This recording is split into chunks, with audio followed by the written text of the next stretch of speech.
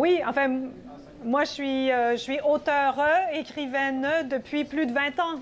Donc, c'est sûr que quand tout d'un coup, on nous parle d'autrice et que c'est le mot qui est choisi par l'Académie française, moi, je continue à dire que je suis auteure et écrivaine. Donc, chez nous, l'usage a fait qu'on a féminisé de manière assez facilement, de manière assez constante depuis au moins 2 décennies. Et bon, je suis heureuse que ça se fasse ailleurs dans la francophonie, bien évidemment.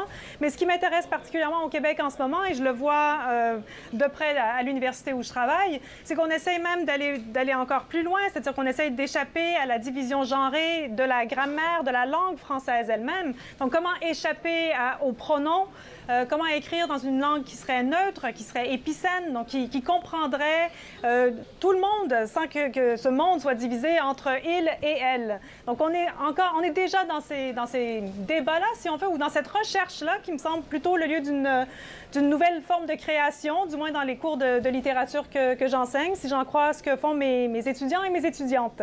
Alors, Colline, en Suisse, c'est pareil. Vous étiez plutôt en avance sur ce terrain-là, au niveau de la féminisation.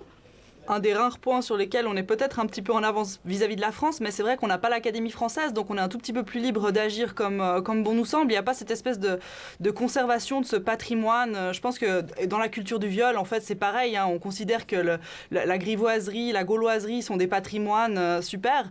Donc effectivement, il y a des chartes épicènes qui se sont rédigées un petit peu partout, mais bon, c'est un sujet qui met de mauvaise humeur absolument tout le monde, parce que tout le monde considère que c'est ridicule et que c'est pas du tout une priorité, etc.